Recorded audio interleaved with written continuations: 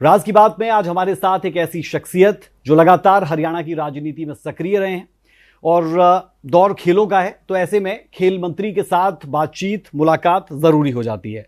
हमारे साथ है संजय सिंह, खेल और वन मंत्री। बहुत बहुत स्वागत है आपका सूर्या समाचार में। बहुत बहुत धन्यवाद। सबसे पहला सवाल आपसे मेरा यही रहने वाला है कि खेल नीति को आप लेकर क्या कहेंगे। भूपेंद्र सिंह हुड्डा लगातार ये कहते हैं कि उनके वक्त की जो खेल नीति थी उस दौरान पदक लाओ और पद पाओ की वो बात करते थे, और वो कहते हैं कि सरकार ने उस नीति को कमजोर किया है और जो मौजूदा नीति खिलाड़ियों के लिए है वो खिलाड़ियों के हित की नहीं है। मैं जहाँ तक बात करूँ, आज सबसे पहले जो हमारे दोनों खिलाड़ियों ने देश का जो मान सम्मान बढ़ाने का, जो गौरव बढ़ाने का जो काम किया है, मैं दोनों खिलाड़ियों को बहुत बहुत शुभकामनाएं देता हूं। और सभी देशवासियों की भावनाएं उनके साथ हैं, पूरा देश उनके साथ खड़ा हुआ है। जहां तक मैं नीति की बात करूं, जहां तक आपने भूपेंद्र हुड्डा जी के बारे में बात की, हम उनका सम्मान करते हैं, लेकिन खेल नीति में जब से भारतीय जनता पार्टी ने प्रदेश में कमान संभाली है, चाहे मैं कैश अवार्ड की बात करूँ, आज मैं दावे के साथ कह सकता हूँ कोई भी खिलाड़ी मेडलिस्ट आज हमारे प्रदेश में कोई बेरोजगार नहीं है। हमने उनको डिप्टी डायरेक्टर स्पोर्ट्स या कोचिंग के माध्यम से हमने वरीयता के अनुसार उनको नौकरी देने का काम किया है।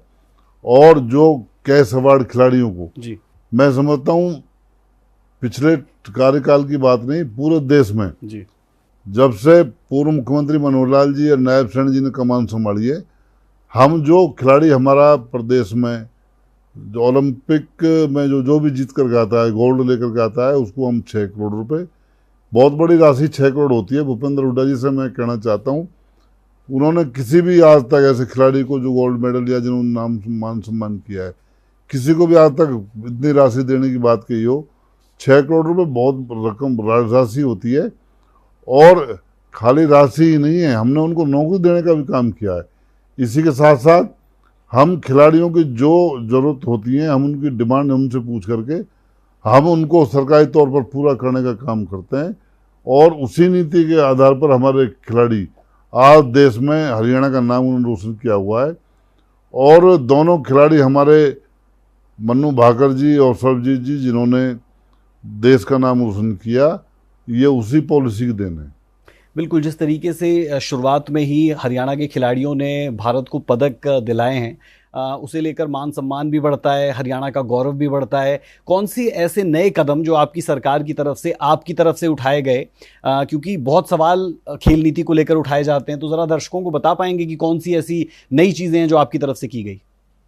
नहीं, देखो, मैं ये नहीं कहता किसी ने कुछ नहीं किया, सभी ने खेल के लिए किया, लेकिन जो हमने माननीय हमारे जो संगठन, हमारे जो नेतृत्व है, उन्होंने खेलों को बढ़ावा देने के लिए हमने आज करीब करीब 1500 नर्सियाँ, हम जो नए बच्चों के लिए जो नया खिलाड़ी बनकर के तैयार हो उसके लिए हमने 1500 नर्सियाँ जो हमने चला रखी प्रदेश में, और जिसमें लगभग करीब 38,000 बच्चे उसमें खेलते हैं, रोज प्रैक्टिस करते हैं, अभ्यास करते हैं।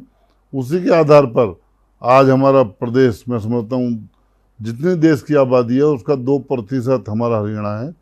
लेकिन प्रदेश, अगर उसकी मेडल की बात करूँ, खिलाड़ियों की मैं बात करूँ, आज सबसे ज़्यादा खिलाड़ी हरियाणा का वहाँ पार्टिसिपेट करा ओलंपिक के। ये हमारे लिए बहुत ही एक बहुत अच्छा क्षण है और बहुत अच्छा समय है। और सिर्फ वो कारण हमारे नेतृत्व का, हमारे प्रधानमंत्री नरेंद्र मोदी जी का और पूर्व मुख्यमंत्री मनोहर लाल जी का, नायब जी का। क्योंकि जब भी कोई खिलाड़ी हमारे ग्राउंड में खेला है जी, किसी भी खिलाड़ी ने अगर कोई भी तैयारी की है, तो हमने उसका हमेशा, हमारे नेतृत्व ने, हम सभी ने उनका सम्मान किया है। और हमने उनकी जो मूलभूत आवश्यकताएं हैं उनको भी हमने विचार करके उनको पूरा करने का हम लोगों ने काम किया है। आपने कहा कि हज़ारों नर्सरियां खोली गई। मैं आपसे जानना चाह रहा हूं कि जो इन नर्सरियों में आते हैं बच्चे, क्योंकि हम जानते हैं कि कई ऐसे भी लोग होते हैं जो खेलना अफोर्ड नहीं कर पाते, बहुत लंबे समय तक खेल नहीं पाते, क्या उनके लिए कोई ऐसा प्रावधान कि उनके लिए कोई कैश प्राइज के तौर पर दिया जाए, कोई उनकी आर्थिक आधार पर मदद किसी तरीके से आप कर पा रहे हैं? हमने जो व्यक्ति हमारी नर्सरी में, जो बच्चा हमारे वहाँ खेलता है, करीब 1500 और 2000 रुपये पर मंथ हम देने का काम करते हैं। जो जूनियर बच्चे हैं उनको 1500 रुपये, और जो सीनियर बच्चे हैं उनको 2000 रुपये महीना सरकार की तरफ से उनको दिया जाता है। और जिसके कारण क्योंकि उनको आने जाने का खर्चा है, आने जाने का किराया है, या जो भी डाइट जिसमें बच्चा ढंग से ले सकता है, क्योंकि हम चाहते हैं किसी भी खिलाड़ी के ऊपर कोई परिवार का बर्डन ना हो, कि सम्मान के नाते उनको साधन, उसकी खर्चा पूरा हो सके, नर्सरी तक आने जाने की उसको सुविधा हो सके, इसलिए सरकार देती है। और मैं समझता हूँ उसका पूरे प्रदेश में जो फायदा जो युवाओं को हो भी रहा है। और जहाँ तक खेल के लिए मैं समझता हूँ, आप सुबह शाम हरियाणा में देखेंगे, हरियाणा में बहुत से अखाड़े या बहुत से बच्चे जो है आपको ग्राउंडों में खेलते हुए दिखाई देंगे। बिल्कुल। बात ओलंपिक्स की भी हो रही है। ओलंपिक्स के लिहाज से हम देखते हैं इंडियन कंटिजेंट में 117 खिलाड़ी गए हैं, उसमें से 24 खिलाड़ी हरियाणा से हैं। तकरीबन 20% खिलाड़ी हम कह सकते हैं कि हरियाणा से हैं। ऐसा क्या हरियाणा की तरफ से किया जा रहा है कि इस तादाद में खिलाड़ी ओलंपिक्स के लिए क्वालिफाई करते हैं और वहां पर जाकर देश का प्रतिनिधित्व करते हैं?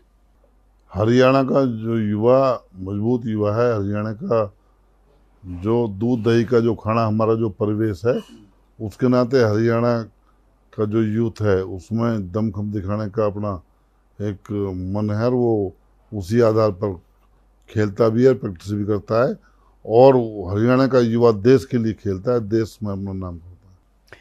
पेरिस ओलंपिक में जो खिलाड़ी इस वक्त खेल रहे हैं उनके लिए क्या मैसेज आप देना चाहेंगे, और उनकी हौसला अफजाई के लिए क्या प्लानिंग है पेरिस ओलंपिक को लेकर आपकी?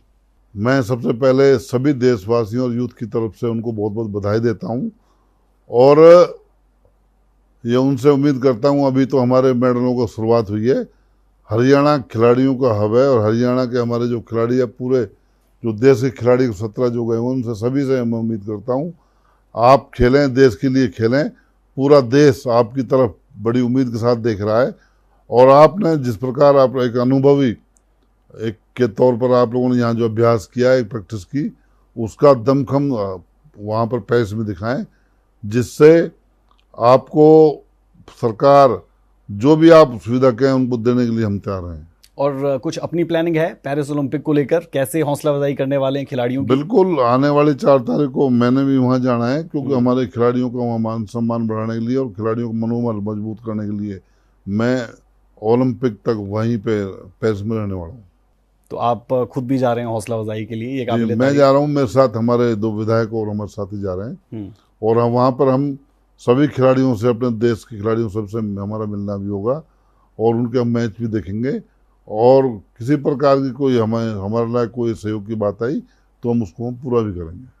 खेल विभाग को आप कैसे देखते हैं, खिलाड़ियों को आप कैसे देखते हैं? क्योंकि अब एक बड़ा महकमा कह सकते हैं कि स्पोर्ट्स मिनिस्ट्री का रहता है। जब से लेकर आप मंत्री बने, किस तरीके के चेंजेस आपने लाने की कोशिश की? जो कमियां आपको नजर आई धरातल पर रहकर, उनमें क्या परिवर्तन आपने किए, क्या चेंजेस किए या करने वाले हैं? मैंने कहा जैसे आपसे राज जी, जब से भारतीय जनता पार्टी ने कमान संभाली है, मैं समझता हूँ इंफ्रास्ट्रक्चर की मैं बात करूँ, आज हरियाणा में हमने वर्ल्ड लेवल के एस्ट्रो ट्रैप, चाहे हॉकी की बात हो, हमने चाहे बॉक्सिंग के लिए, चाहे ऑल वेदर स्विमिंग की बात हो, और हमने एथलीट्स के लिए जो इंटरनेशनल नॉर्म्स को देखते हुए हमने अच्छे ट्रैक भी तैयार किए, जहाँ पर हमारे खिलाड़ी जो हमारी जो साई की जो संस्थाएं, जो हमारे कॉलेज हैं, चाहे सोनीपत स्पोर्ट्स स्कूल हो, चाहे हमारे हिसार साइंस स्टेडियम हो, भिवानी के हो, तो हमारे बच्चे वहाँ पर प्रैक्टिस करते हैं, अभ्यास करते हैं निरंतर, और मैं समझता हूँ वो लगन के साथ खेलते हैं, और बिल्कुल देश का नाम ऊंचा रहे, देश के गौरव ऊपर बढ़े, इसके लिए हमेशा वो मेहनत करते रहते हैं।